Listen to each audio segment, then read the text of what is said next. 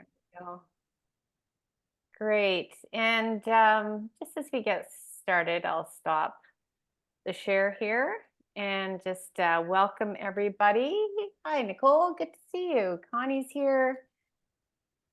Cheryl's here from Nelson. Oh, from the shoe shop.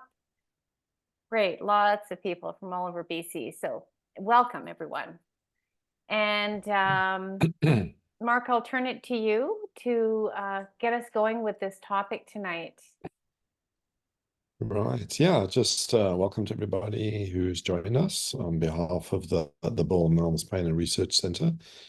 This is a topic that Madeline and I have done a couple of times over the years for various reasons. But I mean, anxiety is one of those emotions that is very prevalent in patients with chronic pain. We see it in a lot of our patients. There are different reasons for it. But it is something that is important because if it's ignored or it's not addressed, then managing the complex pain is very difficult and very challenging and not comprehensive. And I think the anxiety can come from a number of reasons. Some patients can be inherently anxious before they develop chronic pain, or they might have an underlying anxiety condition. But a lot of that anxiety also comes from fear, rooted in, we think anyway, rooted in fear, rooted in, fear of further injury, fear of movement, fear of where do I go from here? What does my life going to look like? How am I going to earn a living? How am I going to survive? How am I going to get through this? It's a big deal. So I think it's a topic that we really need to pay attention to, and it is something that is important to address. And then, and this is something that, Madeline has got a lot of experience with. So we thought we'd do tonight's presentation again. We haven't done it in a while. So I'm going to turn it over to her, unless there's something else you want me to add. But other than that, just, being respectful to one another. And the chat goes without saying, just, that patients feel free to make comments, etc. And it's a safe space for them to do that in. Yeah, I do have a PowerPoint. I have some slides to show tonight, but I also, as much as we can in webinar style with chat to kind of keep it interactive because, because I think this affects obviously so many of us. So I'm curious right now as we start, if any of what Mark just said is already resonating with you around anxiety and fear. That worry, fear of movement, fear of the future, fear, even social fears can come up. Like, what will people think of me, or how am I going to make that coffee date that I made next week? And then the anxiety starts to mount around it. And then you just want to like cancel it anyway because it's causing too much stress. And there's a lot of anxiety can come with chronic pain. So I just want you to a couple of things. One, it's great that we're going over this and you're learning, and I think it's something to always come back to remember this, that it comes along, we're going to unpack this tonight, with the experience of pain that persists, because nobody asked for this, and sometimes it can be very unpredictable from day to day. And at the same time, it don't take it as a given that because I have pain, therefore I have to endure anxiety as well. And we're going to see different ways that we can actually look at. I think when I was coming on tonight, I was thinking a really good takeaway might be, all of you are experts in yourself, it might be when you're waiting for, say, a doctor's appointment, or your pain is high and there doesn't seem to be anything that's helpful that day. It can help to shift from how do I get rid of my pain to how can I calm my anxiety? And when I thought of that, just thinking about the people that I've worked with and myself, like calming the anxiety can feel like somewhat easier. And I will tell you that that will in turn affect your pain. So that might be something to think about as we move along tonight. So let's just get back here on, I'll show a few slides. Where are we? Great. So I'm just going to pop in the chat for a moment and just see what people are dealing with tonight. Yeah. Oh, you're welcome, Ada. Fear of my broken wrist being no union. Oh, it's not. And developing. Oh, yeah. In it. Okay. I have a history of both because pain seems to be increasing again. I'm sorry to hear that, Nicole. Yeah. Yeah. Uh, this is the difficult part. Of course, when something happens or even pain starts to just increase on its own, and it's the unpredictability and the uncertainty of it that I think fuels a lot of the anxiety around it.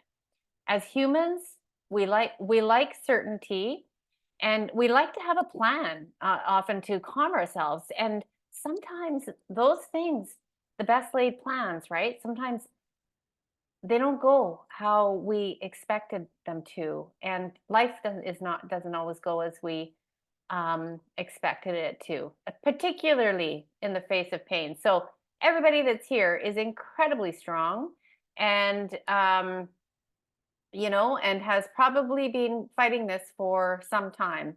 I'm guessing probably more than a year or two. So right now, as we start, let's just check in with yourself if you can tonight, and maybe even just take a deep breath and just notice right now three things. Notice your breath. So first of all, I'm going to invite myself to slow down and take a deeper breath because I'm like a horse right out of the gate. So I'm going to take a deeper breath and I'm going to shift my into a different part of my brain, actually, that's going to help me to stay calm and to deliver, to be able to think and deliver a better presentation. And that's what happens when we start to slow and deepen our breath. The next thing I want you to notice is muscle tension. And just notice it right now. And the third thing is just to notice the tone of your mind. These are the three check-in points that I'm going to come back to. So notice if your mind is racing right now. Do you feel nervous? Or are you in a more calmer, relaxed, open, receiving state? And you can go through the three again, take a deeper breath, and then check in again. So it would be really helpful to know where coming in tonight what your level of stress or anxiety is. So you might go from 0 to 10, where 0 is none at all. 10 is the most stress you can imagine, and just see where you're at tonight. This is going to be an important question, and feel free to pop it in the chat if you want to. It's always helpful. And I'll ask you, Mark, when you check in with yourself, you've probably had a busy day at the clinic. Where do you find your stress, your anxiety? Stress is different than anxiety. I just want to, but it can be helpful to check your level of stress right now. Let's go with that.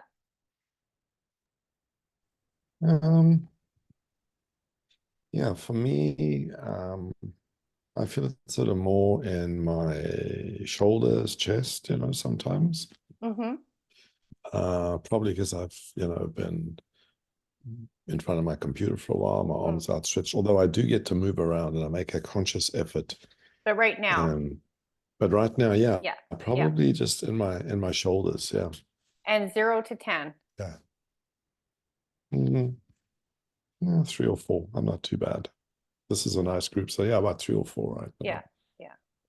Yeah. I'd probably say the same for me. So excellent. People checking in. Okay, some hi. There's There's high, there's lower. Yeah. Oh, good. I'm glad. Yeah. I think there's something to be said about joining here and knowing, Connie, that, we've met so many times and it is a very good, supportive, understanding group. You notice the calming effect of that on your nervous system. Yeah. Can't stand and move my neck, my back. Yeah. Constantly. I make some people anxious. There is that too, Ada, right? When you feel like you make other people anxious, it can then create anxiety inside of you. Yeah, I understand that. Excellent. Okay, great. Checking in. Okay, now we've got our numbers. Have you ever been told to just calm down? Just calm down. Don't worry. Don't worry about it. Everything's fine. What if I came in here tonight and said, hey, you guys, you just got to calm down. Don't worry about it. Everything's fine. Everything's fine. How does that make you feel? Did this feel impossible? And kind of make you feel like this? I don't know about you, but I really like this quote. Never in the history of calming down has anyone ever calmed down by being told to calm down.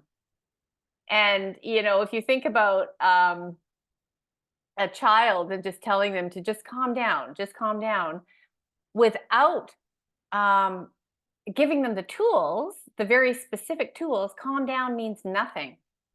And in fact, can be infuriating because, that's from Paul Ingram, who writes a lot about pain science. And I think he's right on there, that nobody can tell you what your experience is. And either in terms of anxiety or pain. And being told to just calm down, that doesn't generally work. It's as if people expected us to just will it away. Well, if only we had just thought about being more positive. How silly of us, right? If it was this easy, we would have just thought positive and we'd all be in okay. But so far, that hasn't happened. So there's a different way than just calming down that does end up calming down your nervous system. But it actually requires, or it can, you guys are here to learn, so I'm assuming that you're interested in it. It can require noticing how it shows up for you. So Mark just said, shoulders and chest, and really getting a handle on your own, what I call your own anxiety fingerprint. So noticing how it shows up in you, for you, and how it might affect your life. In other words, is it costing you anything? Maybe it prevents you from being able to go out or being able to actually experience joy. So noticing just in your life at times what you feel, maybe it costs you time because you're worried about the future or ruminating about the past, and it kind of robs you of this moment. And if you notice that there is a cost to you, then, or it increases your pain, it really is worth looking at. So noticing in your own body, if you can just right now, notice where, yes, or it says lack of sleep, insomnia is really a top symptom of anxiety. As I'm learning, keep your distance is called passive aggressive. Oh, I see. Is that right? Uh-huh. Yeah, so you have to tell people to give me my space so I can keep calm. And then it's called passive. You just can't get it right, hey? I'm joking. Yeah, so I'm afraid of missing out on my hobby, so I overdo it. Yeah. At the same time, on the next day, I will be afraid of pain, so I don't do anything at all. Absolutely. Trying to find that balance between like that boom bust cycle and who here else has, been afraid of missing out? So on those good days, you overdo it. And then the next day you're afraid or you have a lot of pain and it's might beat yourself up, and finding that balance in between. Story of my life, Carla says, yeah, yeah. And if you haven't, I just want to pop this in here. If you haven't taken Empowered Relief, please, please, please take that class because it goes more right in detail into this. Lots of times. Okay. I've done it lots of times. Okay. Yeah. Stomach knots, lack of sleep. Yeah. So, yeah. So Connie says the heart rate goes up and have to step out and breathe. Yes. So, yeah, for sure. I'm so glad that you noticed that and you know what you need in that moment to step out and breathe and bring the heart rate until the heart rate comes back down. Yeah, that's key. So obviously it affects us in many, many ways physically. There are some kind of gatherings of symptoms, shall we say, where like, for example, panic attacks. If anybody's ever had a panic attack, it's a super uncomfortable experience. Another one is, I'll just give you the general clusters. A generalized anxiety disorder is a constant worry all the time, even in the absence of a threat. So that's the difference between stress and anxiety. I'll pop this in here. Stress is usually like a physiological response to a stressor. Like, I'm really stressed about this appointment tomorrow, stressed about this test next week. But anxiety is sort of a constant floating, comes and go, constant ups and downs, worry about things. Sometimes it's a worry about one thing, like a phobia. Many people have needle phobias or snake phobias, spider phobias. So it really rears its head during those times. Social anxiety. So the anxiety really comes up around social situations. So those are some of the kind of clusters. But here we're going to talk about how anxiety shows up and how it relates to physical pain. So you guys name some things about how it shows up in your body. I'm going to go through this like pretty comprehensive list because there were ones that came up here that I didn't relate so much to anxiety, but I'm glad that I did because I can see some of these in myself, such as, butterflies in your stomach or, that feeling of dread. You find that a lot in children, stomach pain, worry often is complained of as stomach pain. Chest pain, there's so many people that I have treated for anxiety have the reason they came to me was that they were referred by the emergency department because they actually went to the hospital thinking they were having a heart attack. And that is how physical anxiety can show up in your body. It feels the same as a heart attack. So if you're ever having chest pain, please go to the hospital because don't just say, well, maybe it's anxiety.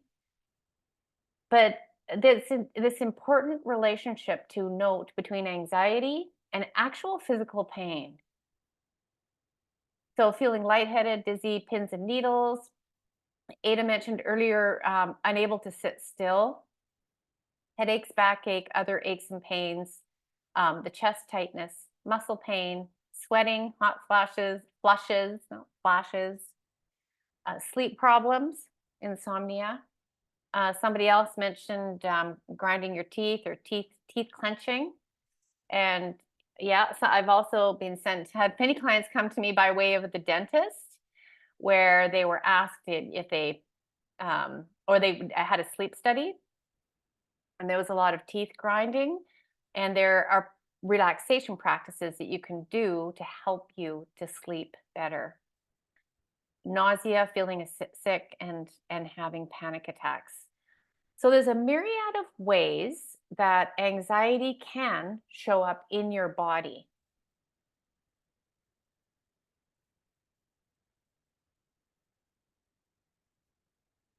Just going to go back for a moment here. Now, I want you to think for a moment. Let me just check the chat here. Not worried about pain, Valerie says, or overdoing it, more wear on joints or challenging my heart valve. Yes, it's a consideration. Yeah. Yeah, by actioning positive physical stress on the body. And that is that movement, or if you are okay to put physical stress on your body, is a fantastic way to balance mental stress. And I was just reading a study this morning that said just 11 minutes of movement a day on a regular basis can have a profound impact on physical and mental health. So it doesn't even have to be a lot, but it is actually really, really important. Sweating, flushing, and bruxism. I'm trying to remember what bruxism is, and I can't remember. Mark's about to tell me, I think. That's clenching your jaw, like Oh, right. Okay. So yeah, bruxism. like grinding, bruxism, yeah. Oh, okay, right. Okay. Yeah, absolutely, Carrie. So the next thing to notice, and the reason I'm giving you all this, because I just want you to kind of tease out, your own personal reaction. How does it affect your mind or your thoughts when you are worried? Can you just give that a moment's thought and just try to get a sense of where and how those thoughts come up for you. And I'd love to see, just before I put up the list there, anybody, I get forgetful. Yes, Wanda, there's a reason for that. Can't focus on tasks. Absolutely. It gets really hard to concentrate when you're anxious, or you can hear something, which is why I always try to do a little relaxation with us before we start a video or class. Because when you relax your body and mind, you can take in information and remember better. Brain fog, absolutely. It can get very confusing. And the reason for this is that anxiety takes up energy. It takes up space in our brain.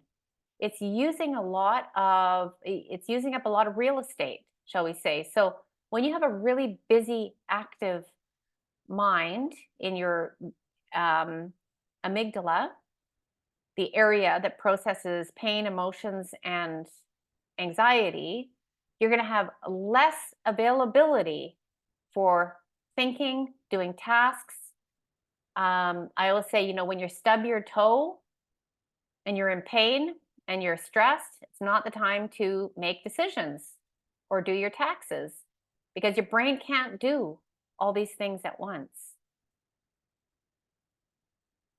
So yes, tunnel vision, because anxiety is a threat response, and it might be a threat just simply by your thoughts. It might be a threat by something in your physical body, but it puts you in tunnel vision, because tunnel vision, historically, when people were, I'll just tell you this one little thing. When our ancestors really had to scan the environment for threat, they needed to have tunnel vision when they saw one to focus in on it.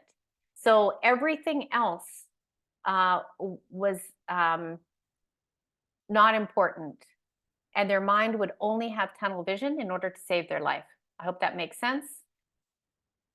Yeah, flooded, confused, brain injury pacing. Yes, yes. And during those times, if you can, pause and just relax through your body and your nervous system. Maybe, for example, if you're about to give a speech, that just, an example, and you can't think clearly and you're confused and you're stressed, There's no point in going over your notes and trying to remember, and memorize. Your best defense is to go somewhere, take 3 to 5 deeper breaths, and then come out with a more open mind. And that goes for us too here. Become unusually pessimistic. This is important. It's hard to remember that it's not going to be bad forever. So when we feel really good, sometimes it's hard to remember what it was like. You have to think back to when you felt really, really bad. And when we're under stress or a high pain day or high anxiety, the same thing comes in even more so. It's hard to remember what it was like, that it could possibly get better, what it was like to feel good. So you're not alone in that. It's like you go down a tunnel vision, and it's called state dependent memory. In other words, you can only remember what state you're in. Yeah. So that's when you're going to start implementing immediately, when you notice that these things, some of the things we're going to talk about tonight. So, yeah, can't stay focused, overwhelmed. Yeah, when I was younger, before learning to simply trust in God, just let it go, my mind used to go in circles. Yes. Oh, trying to fix, understand, or deal with a stressful event. This is important too. You guys are bringing up all my slides before I even get to them.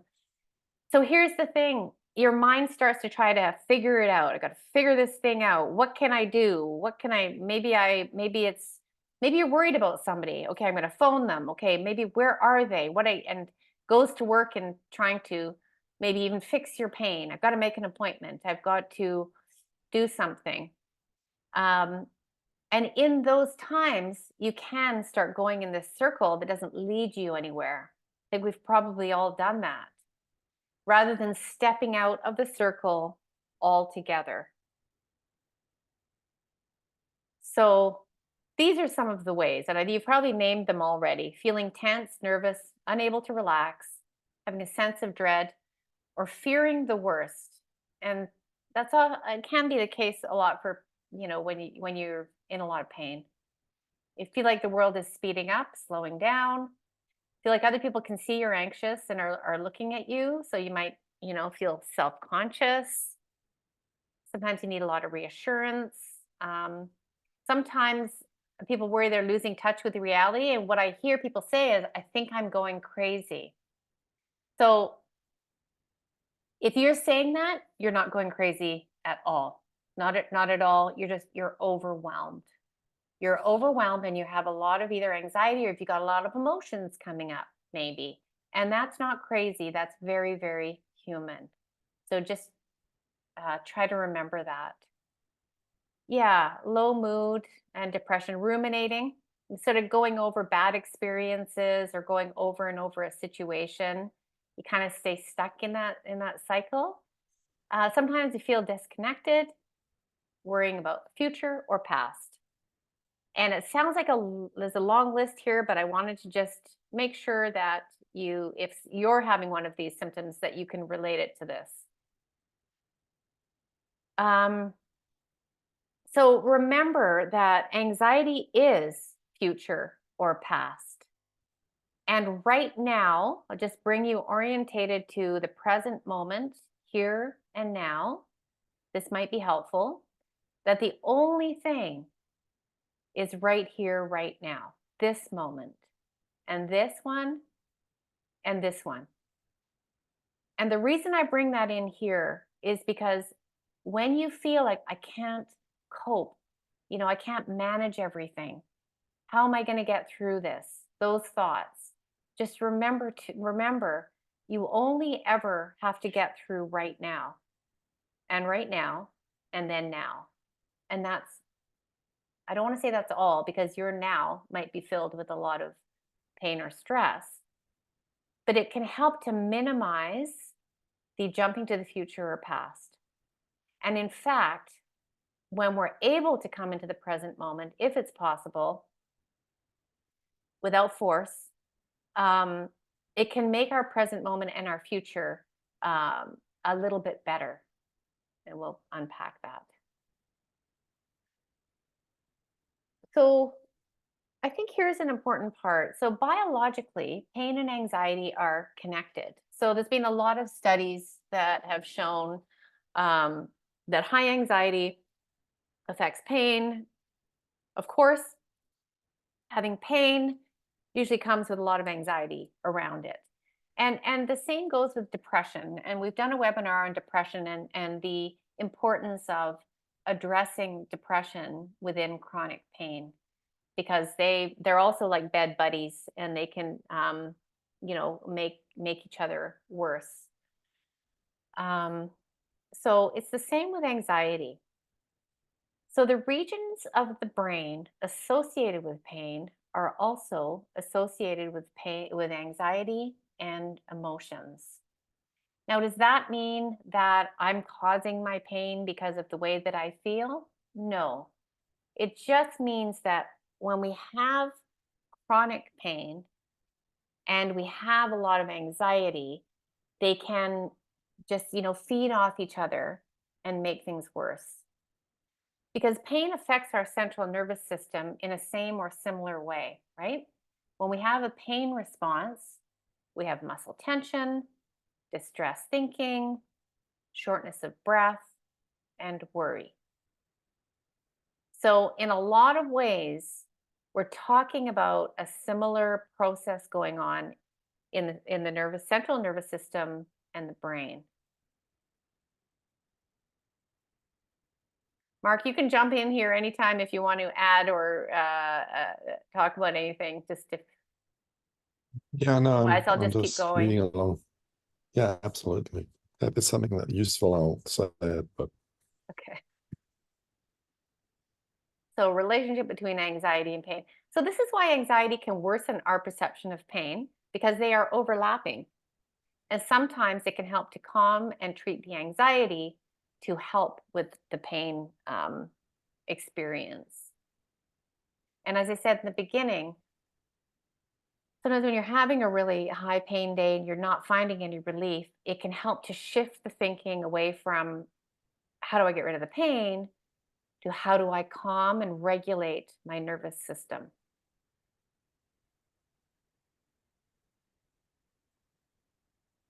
Just remember that it's completely normal to have anxiety when you have pain.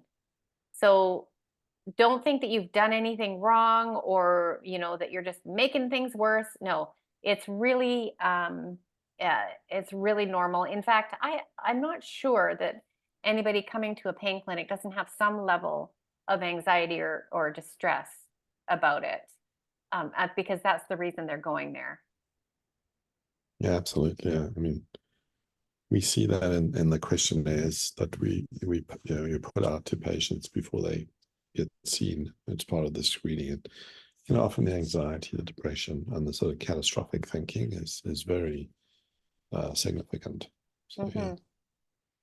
So there's a reason why pain clinics screen for anxiety, and why if you have some as high scores in that screening, they would absolutely want you to address that. And that is because it is a part of the whole picture of pain.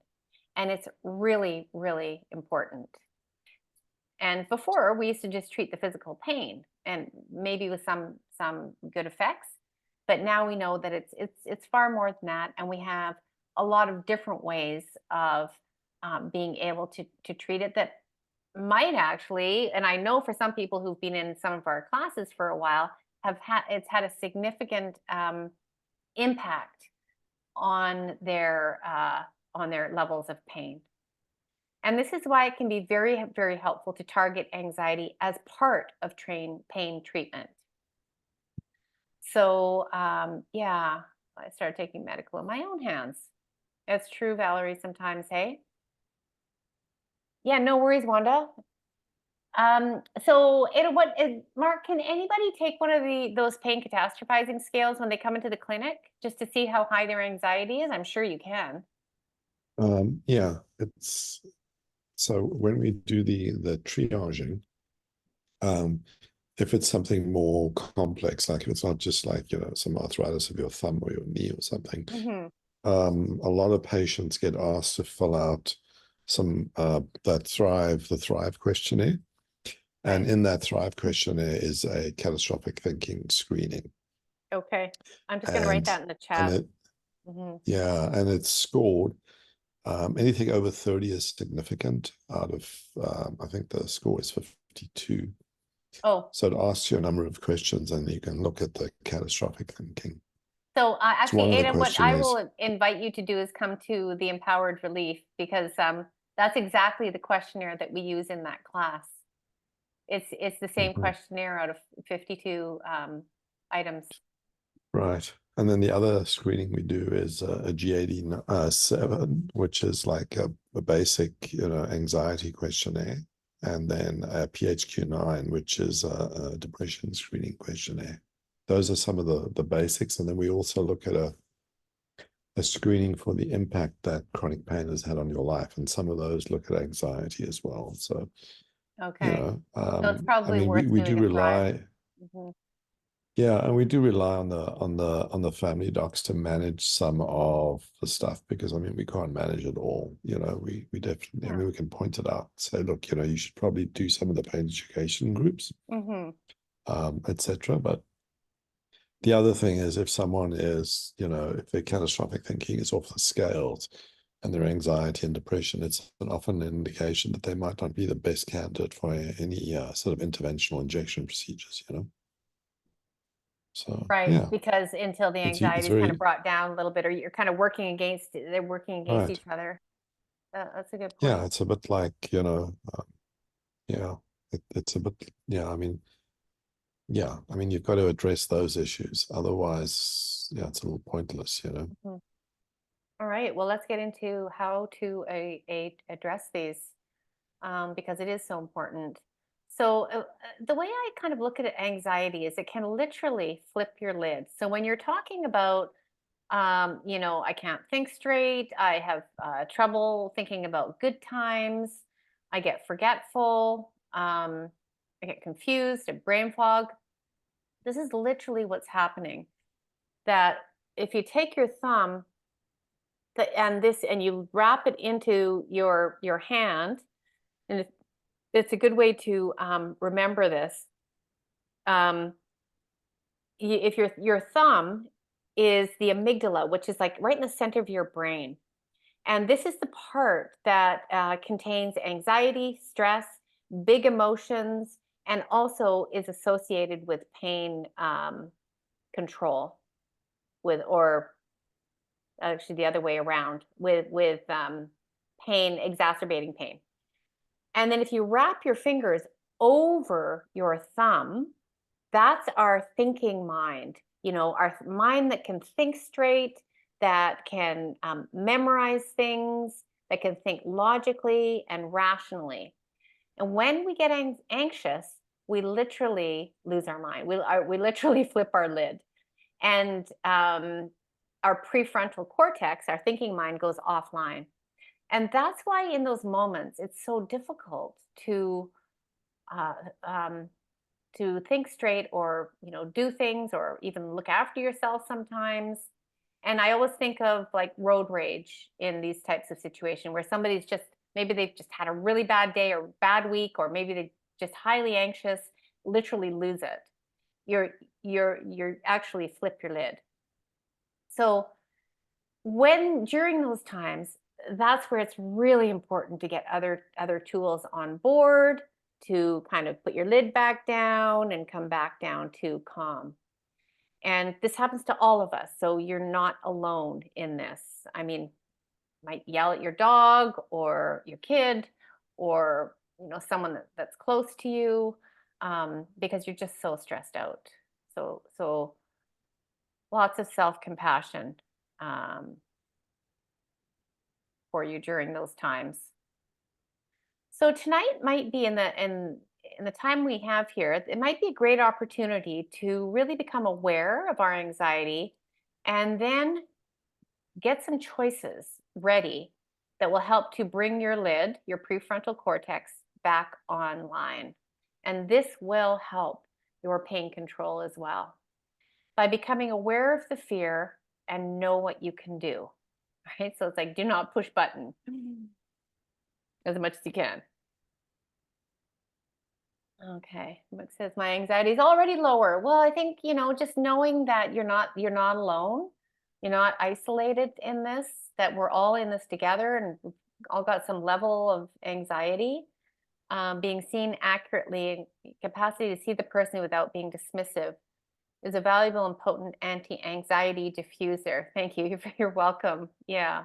Yeah, it's just such a common condition, and it's so easy to feel alone with anxiety and pain. So it's a rhetorical question, I think. Is anybody here not anxious about their pain? Because they do go together, as I said, one feeds the other, and because we produce pain and fear in the same areas of the brain. And as pain becomes chronic, it's really natural for the brain to become more fearful. And it's totally possible to start gaining back that real estate. It's like claiming that territory back in your brain through simple tools. So just remember, I mean, they do go together, but it is possible to be in pain and not be anxious. It's possible, just as it's possible to have a very low pain day and have high anxiety. So they don't equal each other, but treating one will help the other. So it's a very powerful doorway to pain management. And sometimes we can't use our old ways of alleviating anxiety and stress, like exercise. If you've had an injury, or you're just getting back to exercise, and that used to be your way of managing stress, um, it's but then we have to start to find different ways. When we're isolated, anxious thoughts can become bigger and more real. And sometimes just jumping on here and having a class or calling a friend, something to kind of break that train of thought and connect you with the outside world. As humans, we're not meant to be isolated. Um, we're not meant to feel alone. And so when we have that connection, it lights up different parts of our brain that help us to feel good. So if pain is a harm alarm, makes us believe we're in danger, then it follows that we would have fear and anxiety. There can be a lot of uncertainty, and anxiety loves uncertainty. So I think I've probably said most of this. It's like two sides of the same coin, and it's evolutionary. We needed to have this. We needed to be able to scan the environment for threat, and our subconscious mind apparently scans the environment 4 times a second for threat without you doing anything. Right now, my ears are open, probably my senses, the temperature in the room. There's parts of me that are so aware of my environment and scanning, same with you, 4 times a second for any potential threat. That's how hyper alert we can be without even knowing it. But our brains haven't evolved fast enough yet, particularly in the area of chronic pain, I will say, to realize that 99.9% of the time, we're not in imminent danger. Okay.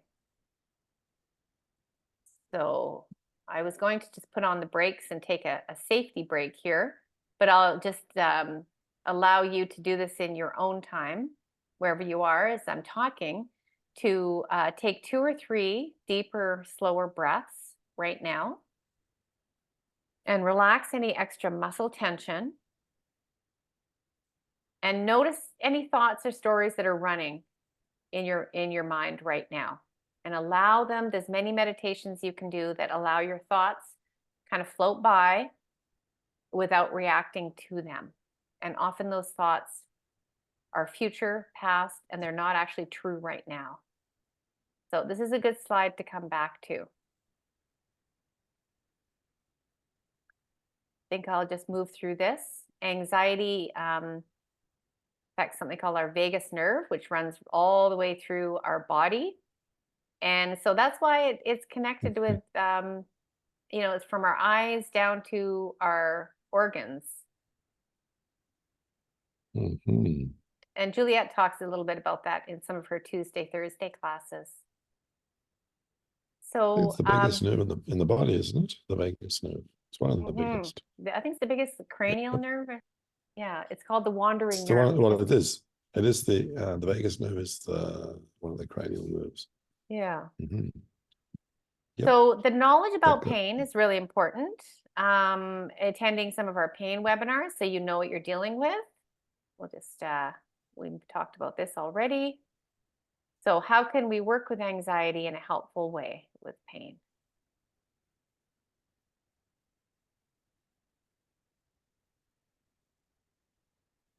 I've put in a lot of slides here that I just, there's a purpose to anxiety to help us plan ahead, to make sure we're comfortable, scanning, point us to what we care about. If I'm worried about my kids, I probably care about them a lot.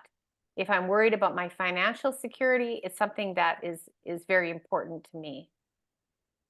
And it also tells us what we need to eat. This is important, to sleep, to breathe, to move, to get outside, to make a phone call, to connect with someone, to relax. It can point us towards something. But often anxiety doesn't serve a purpose. And this is when there's nothing I can do about it, when I'm believing a thought that's simply not true, when it takes on a life of its own, it's not related to anything in particular, and it floats around, or actually when it makes us freeze and you become like paralyzed with fear. When I avoid the things that I need to do, or when you feel angry, aggressive, scared, or just plain crappy. And when it affects relationships, and I think I saw someone mention that, like it can affect your relationships, and it's exhausting. It's taking away some of your precious energy, and also when it makes pain worse or it prevents you from moving. So let's get into what can we do. We're always going to start with some practical basics. We'll keep this as simple as possible. Always go for the low-hanging fruit first. What does your body need more of? When we're thirsty, we can it adds to anxiety because the body knows something's not right. Nourishing food, working on sleep. We have a sleep webinar coming up. Doing some gentle movement, breathing, so getting more oxygen into your body. A shortness of breath or a shortness of oxygen will absolutely make anxiety worse. Get support of the right people. Laughter, even finding something funny or doing just actually, if it doesn't feel too awkward, just bringing on that laughter yourself and doing it for 5 minutes can shift your neurochemical makeup in your brain.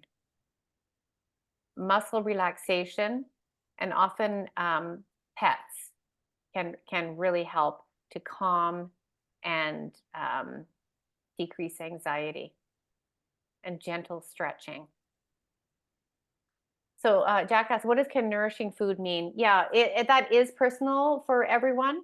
And at the same time, there's a lot of things that we can treat with in our gut. And we're going to have a webinar about this because I think it's really important, that can decrease anxiety, that we're finding out more and more about. So I'm going to leave it at nourishing food for now. But you can also kind of ask yourself, well, what it is that you need, because if I say food, usually junk food or snack food, if you're hungry, you might as well eat something that's nourishing for your body, and that's going to be different for everybody. And also looking at what your body needs less of. Does it need less caffeine, Alcohol can create some stress, anxiety. Social media, just like a checklist, just check off for yourself. Do you need less news? And do you notice an increase in anxiety when you turn on the news? You might decide to just check in once a week. You can start to notice where you feel anxiety with different people, and limiting people that cause you more stress. Sitting and ruminating and going over things that might be a time to get up and do something different. So I'm going to give you this very quick stop practice that you can take with you. This is for on the spot, in the moment, is just to pause on the S, just stop. When you feel that in your body, and everybody, just, you can do it with me right now. And again, take a deep inhale. On your exhale, let it go out of your mouth and release. And I'll do one more with you. Take a deep, deep inhale. As much as you can tonight, expand side to side, front to back, maybe in through your nose, and then let it go with a sigh out of your mouth. Let your energy go down, down from your mind, down into your body, right down into your feet. And sometimes one more of those. Relax muscle tension if you can, anywhere that you can in your body, can already start to dial down the anxiety. Observe, what am I telling myself right now? What thoughts are moving through my head? And then proceed. So that can be a little intervention you can do for yourself. Just put little stop signs. Remember, I had a client that had a stop sign on the fridge, a stop sign on her driver's wheel. Just to pause and keep on regulating, and you keep on turning your brain away from anxiety and pain. So 4 steps to calm anxiety. The very first one that I always teach is the breath, because it's very difficult to come from this stress level down to here if you are breathing short and shallow. So absolutely have some kind of calming breathwork practice every single day. Even on the good days. Noticing body tension and relaxing muscle tension. So when you breathe, just try to relax your body. You can do a lot of, because it's very difficult to have a stressed and anxious mind in a relaxed body, as much as you can with pain. I understand that. Then we're going to look at thoughts, different thought patterns, and then action. Anxiety can become a habit. And there's a great book called Unwinding Anxiety by Dr. Judd Brewer that came out just most recently. And if you can see anxiety as a habit, then you can quickly learn to shift that by doing something different when it comes in. Oops. Box breathing has been really shown to be effective, where I won't do it with you now, but breathe in for 4, hold for 4, out for 4, hold for 4. And it's also used a lot for insomnia. So because it's easy to remember, and it gives your mind something to do with the counting as well. So I'll just leave you with that. So it's hard to have an anxious mind in a relaxed body. So you might simply change your posture. Do some gentle movement, relax muscle tension. Join Juliet's either Tuesday or Thursday classes on a regular basis. You will start to dial it down. So a lot of just little tips: get grounded, feel your feet on the floor. So you're bringing your attention down as opposed to in your mind. Lengthen your spine. We know that when people are hunched over, they're in a protective mode, and And it's being related to a lower mood, believe it or not. So whatever you can do to even lift your chin up and open up a little bit shifts the chemistry of your body. So, and a lot of yoga poses like legs up the wall, if you're mobile, can help. So thinking, you might have what if thinking, I'll never go back to work. I'll never be able to do this again. Rumination and catastrophizing is the worst case scenario. So when you notice these thinking patterns, and you want to write down at least your top 3 or your top 5. And we do this in empowered relief. So I won't have time to really go into it today, but join the empowered relief and we go into this in a lot more detail to start noticing your thought patterns and remember that you're not your thoughts. And many are simply just not true and they don't have answers today. So you can ask, is this true? Notice, and I use the word story, but notice what thoughts you're telling yourself in this moment. And being aware of that, or meditation can help you detach from those sticky thoughts that have a hard time going away. This is the work here of a lifetime, I think. Not believing everything you think. I like that quote from Mark Twain. I had a lot of worries, yeah. most of which never A lot of worries, most of which never happened. Happened, yeah. Yeah. So notice the thoughts that fuel anxiety. Write them down so you can see them outside of yourself. Worrying does not lead to anything productive in this moment. It's okay to let go. It's safe to let go of worry. And sometimes I just have to say that because if you're worried about somebody, it doesn't mean you don't love them if you stop worrying about them. Okay, it doesn't equate love, and sometimes we get that mixed up.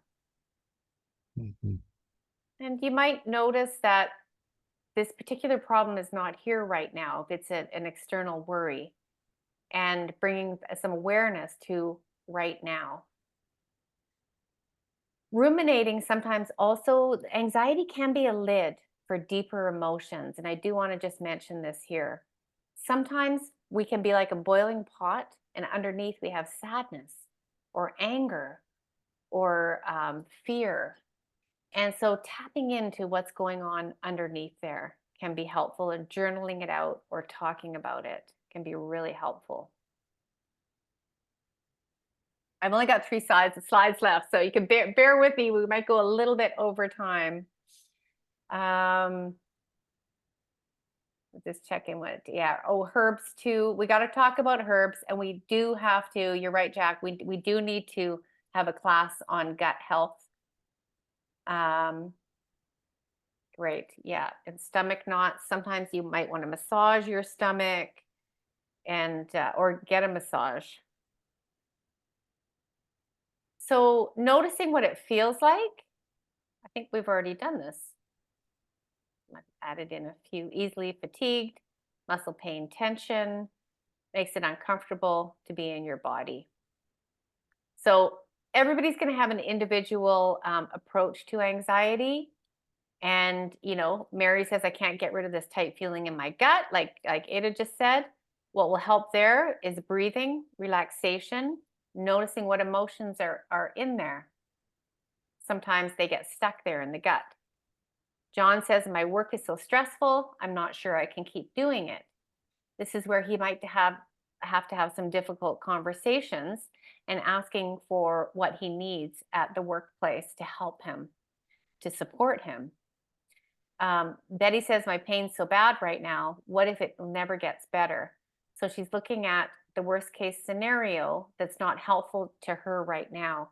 So changing her thoughts and her actions to the present moment, relaxation and self-compassion. And because there's no answer to that. What if I never get better? Chronic pain waxes and wanes. It comes and it goes. And anything you can do to support yourself in that moment is helpful. So I really like this slide, and it's almost the last one.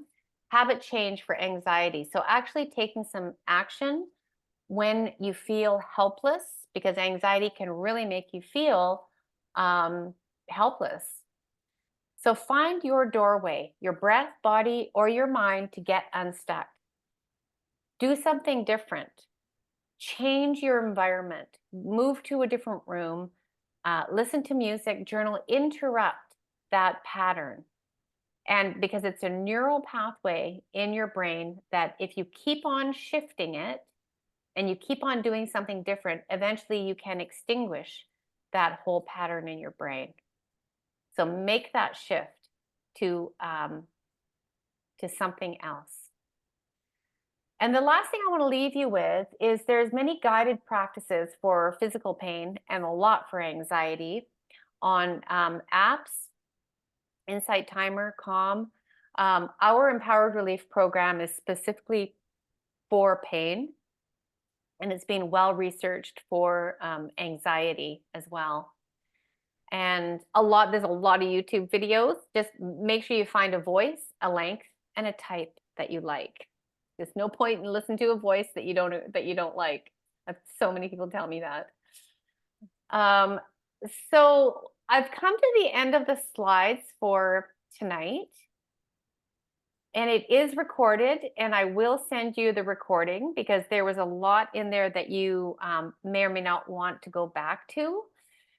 And again, I really stress a regular practice. Know that you're not alone. Tomorrow, Juliet has mindfulness and relaxation, and just her voice alone is very, very soothing to your nervous system. Pain originates in the brain and the nervous system. So anything we can do to calm and regulate ourselves.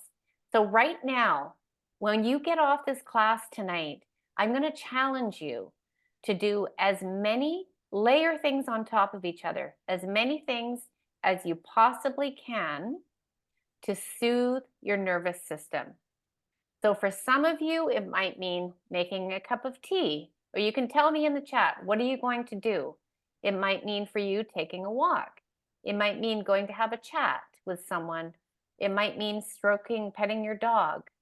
It might mean listening to some music. So right now at your fingertips, what are you going to do next to bring in soothing to your nervous system?